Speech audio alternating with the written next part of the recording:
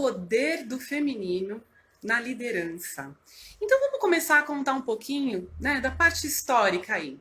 A gente sabe que atributos como força, foco, racionalidade, lógica sempre foram atribuídos ao masculino, enquanto que intuição, percepção, vulnerabilidade, acolhimento já são atributos que foram transferidos para o feminino. Agora, o que eu posso dizer, né, quando a gente olha para as características humanas, essas características, elas não são de atribuição do feminino ou do masculino. Elas são características humanas que todos nós temos, independente se homens ou mulheres. E o desafio é como é que eu, enquanto pessoa, como é que eu, enquanto liderança, trabalho esse feminino e esse masculino nas minhas relações de trabalho e também, gente, nas minhas relações pessoais. A gente vê muitos conflitos acontecendo justamente porque a gente tem dificuldade, muitas vezes, de entender o próximo, de dominar essas nossas forças, que são forças que nos impulsiona, que nos faz realizar, né? Mas o conhecimento, o autoconhecimento, ele é importante para fazer com que a gente entenda quem somos e quais são os nossos pontos a serem aí trabalhados, a serem desenvolvidos, a serem compreendidos, para que nós possamos ser líderes e ser pessoas melhores. Bom, o que a gente percebe, né, é que, por exemplo, quando a gente olha para a história, a questão da mulher buscar por força, por poder, por sucesso, por fama, né, na história aí da evolução da mulher no mercado de trabalho, fez com que nós nos tornássemos, que nós desenvolvêssemos mais as características masculinas, como se isso fosse o que ditasse uma liderança, como se ditasse o sucesso, as características masculinas sendo como as mais fortes e suprimindo a nossa feminilidade.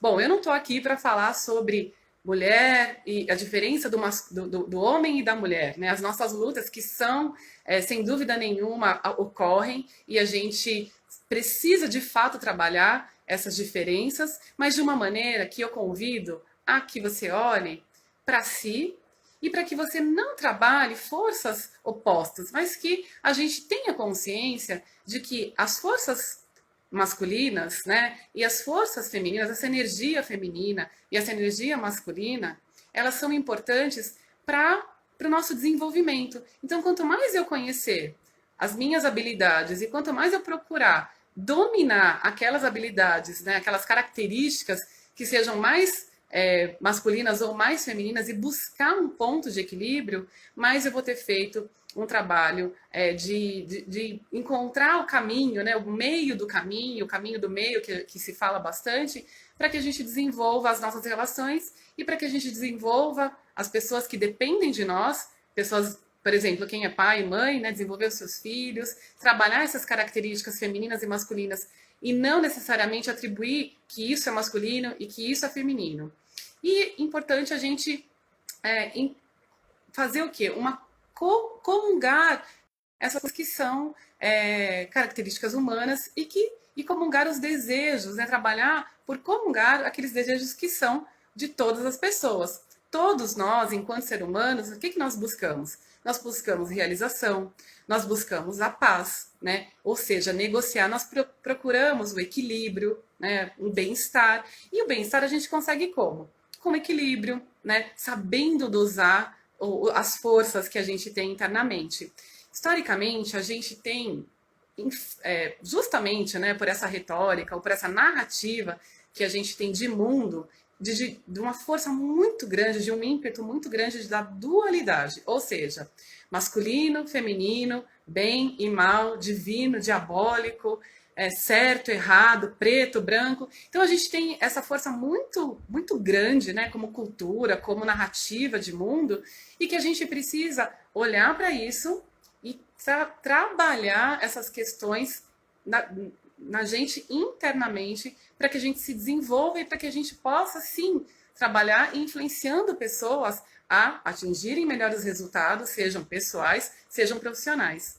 E um líder que é admirado, aquele líder que nos inspira, ele tem essa conduta, ele trabalha no equilíbrio de forças. Então, ao mesmo tempo que ele tem lá uma coragem, né, de desbravar, de encarar desafios, ele também tem uma flexibilidade em ouvir as pessoas de sua equipe, ele também sabe acolher sugestões, ele também sabe agregar as pessoas, ele compartilha informações, compartilha do sucesso, né? Então, não é o meu sucesso, mas o sucesso da minha equipe. E essas são características que foram atribuídas ao feminino e que quando a gente suprime essas características ditas femininas, homens e mulheres na liderança vêm tendo um prejuízo muito grande, né, nesse dia a dia, nesse trabalhar. Por quê? Qual é o problema de um homem ter características femininas? Qual é o problema de uma mulher ter características masculinas? E qual é o grande desafio? Que nós possamos identificar essas forças que nós temos,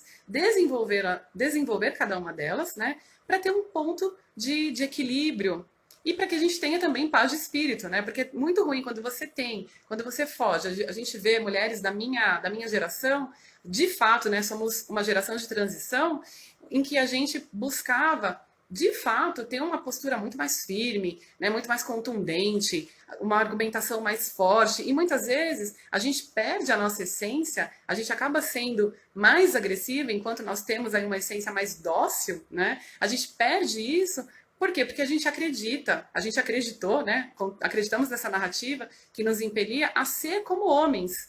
Enquanto que a gente vê, por exemplo, historicamente, quando a gente olha, nós vemos alguns líderes, né, a começar de Cristo, Jesus Cristo, falando de Madre Teresa,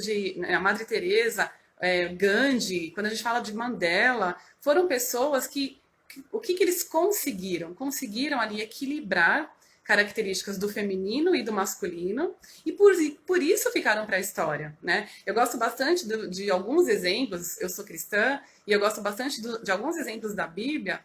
Por exemplo, quando a gente fala daquela parábola do filho pródigo, né? O filho se rebelou, né? Uma atitude, vamos dizer assim, mais atribuída ao masculino, porque queria encarar algo diferente, sair da zona de conforto, buscar novas inspirações, conhecer o mundo. E ele vai e abandona lá a vida com o pai, pede para si a sua riqueza, pede para que o pai faça ali a divisão, consegue e vai para o mundo, né? E passa lá alguns desabores, volta. Então, quando ele volta, ele se mostra o quê? Vulnerável. E essa vulnerabilidade é uma característica que foi atribuída à mulher. Então, o que ele fez ali numa vulnerabilidade? Ele se tornou humilde. Ele conseguiu reconhecer que ele tomou uma decisão complicada. E como a gente vê no mercado de trabalho, né? O mesmo assim, chefe de família, a dificuldade que o homem tem de lidar com a frustração, né? De ter errado. E todos nós erramos. E, na verdade, nós erramos o tempo todo. Então, quando ele volta, ele coloca assim numa posição de humildade, né, de retratação. Então, ele deixa aquele ego, né, que o dominava, que o impelia para fora, ele abandona aquilo e ele fala: puxa, eu tinha tanta riqueza junto ao meu pai e agora eu não como nem aquilo que os porcos do meu pai comem, né? Então, sentiu ali uma vulnerabilidade, uma necessidade de ajuda, de apoio, né, que são características que a gente encontra sim no feminino. E ele vai, busca o pai, e o que o pai faz, né? Ele vai e abraça, acolhe, ele não está ali para apontar o dedo, para dizer: olha, você abandonou tudo aquilo que você tinha de melhor e agora você se vira. Não, ele tem uma atitude ali muito acolhedora, né? Então Cristo ali nessa parábola, ele mostra o quê?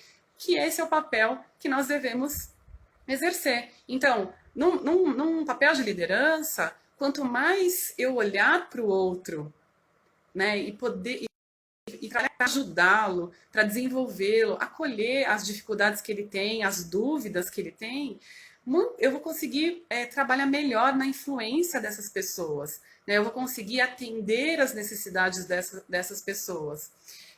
Então, são coisas que quando a gente olha assim para as atitudes que a gente vê hoje no mercado de trabalho, a gente vê que tem um processo realmente de disruptura, né? de abandonar o velho, porque o velho não funciona mais. Quando a gente olha para agora, né, cada vez mais tecnologia, cada vez mais a gente tem máquinas substituindo o trabalho efetivo do ser humano, e o que vai sobrar? Vai sobrar, qual que vai ser o diferencial competitivo, se não as pessoas que sabem lidar com o comportamento humano, que sabem olhar para o outro com atenção, com apreço, que sabe acolher, né, que sabe ajudar na hora necessária e que também sabe perceber o outro, que se põe no lugar do outro para tentar resolver de uma maneira positiva, né, ajudando o outro a te ajudar a conseguir melhores resultados, melhor produtividade. Então,